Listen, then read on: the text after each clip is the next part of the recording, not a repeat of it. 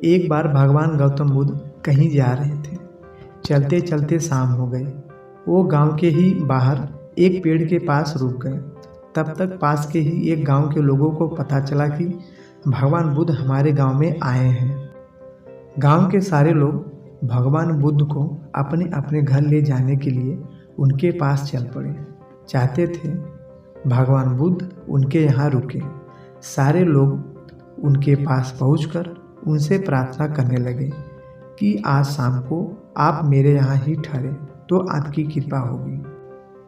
भगवान बुद्ध देखें कि इतने सारे लोग की बात कैसे मानूं, अगर जाऊंगा तो किसी एक के ही घर। फिर उन्होंने कहा कि नहीं, मैं किसी के घर नहीं जाऊंगा। मैं गांव के ही बाहर यहाँ इस पेड़ के पास ठहर जाऊंगा। आप लोग कृपया अपने अपने घर चले जाइए। सारे लोग बोले कि भगवान आप कृपया यहाँ न रुके। यहाँ से हमेशा एक शराबी गुजरता है और पूरे गांव को गाली देता है। आप यहाँ न रुके, वो आपको भी गाली देगा, उल्टा बात बोलेगा। भगवान बुद्ध मुस्कुरा कर बोले, आप लोग मेरी चिंता मत कीजिए, शराबी हमको कुछ नहीं करेगा। सारे लोग बोले, भगवान आप उसको नहीं जानते, सबको गाली देता है। बुद्ध एक बार फिर बोले, कृपया आप लोग अपने घर को जाइए, हमको कुछ नहीं होगा। सारे गांव के लोग उदास मन से वापस अपने अपने घर को आ गए। शाम हुई। रोज की तरह वह शराबी पीकर सबको गाली देता हुआ आया। वह भगवान बुद्ध को भी बहुत गाली दी, पर भगवान बुद्ध ने कुछ नहीं कहा। बहुत देर बाद जब गाली दे देकर थक गया तो उसने पूछा, आप कौन हो? मैं आपको कितने देर से गाली दे रहा हूँ, आप कुछ बोल क्यों नहीं रहे हैं? कब से आपके साथ गाली गलौज किए जा रहा हूँ, आपने बदले में कुछ नहीं कहा। भगवान बुद्ध ने बड़े ही प्यार से उसको अपने पास बैठने को कहा और बोले कि तुमसे एक बात पूछूं, उसका सही उत्तर दोगे? शराबी ने कहा, पूछिए क्या पूछना चाहते हो। भगवान बुद्ध के बड़े ही प्यार से पूछा कि क्या तुम्हारे घर कभी कोई मेहमान आते हैं? शराबी, हाँ, मेहमान तो हमेशा आते रहते हैं। भगवान बुद्ध ने, फिर तो आप उनकी आदर सम्मान भी करते होंगे। शराबी, अब ये भी कोई पूछने की बात है? ये तो सारे लोग करते हैं, हम भी उनका बहुत आदर सम्मान करते हैं।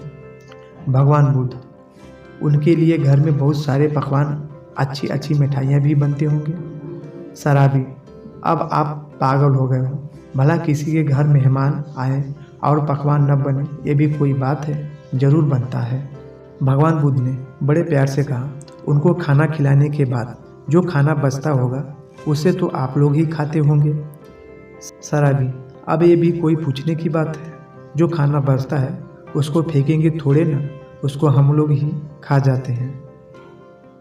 तब भगवान बुद्ध बोले, ठीक वैसे ही जब तुम्हारे मेहमान का बना हुआ जो वो नहीं खाता उसको तुम खा जाते हो, वैसे ही तुम हमको उस समय से इतने सारी गाली दे रहे हो जबकि हमने तुमको कुछ नहीं कहा। फिर वो जो तुमने हमको इतने गालियाँ दिया है तो वो सारे गाली किसको पड़े होंगे? वो सब तुमको ही तो पड़ेंगे, वो सारे पाप तुमको ही तो पड़ेंगे। शराबी शर्म से फूट फूट कर रोने लगा। उसको अपने किए के सारे गुनाहों पर बहुत पछतावा हो रहा था। शराबी भगवान के चरणों में गिरकर अपने पापों के लिए क्षमा मांगने लगा। भगवान बुद्ध ने उसको प्रेम से अपने गले लगा लिया और बोले कि तुम्हारे सारे गुनाह माफ़ किया, बस एक वचन दो कि आज के बाद फिर कभी किसी के साथ गाली गलौज नहीं करोगे। शराबी उनको वचन दिया, आज से मैं सारे बुरे काम छोड़कर अच्छे काम करूँगा, आपके बताए रास्ते पर चलूँगा, कभी किसी को बुरा भला नहीं कहूँगा। अगले दिन भगवान चले गए और वो शराबी पूरा बदल चुका था। गांव के लोग भगवान बुद्ध के इस चमत्कार से अचंभित थे। इस कहानी से हमें यह सीख मिलती है कि कभी किसी को बेवजह बुरा भला नहीं कहें, क्योंकि उसका सारा दोष उल्टा आपको ही लगता है। हमेशा अच्छे काम करें ताकि आपके वजह से किसी को कोई चोट न पहुँचे।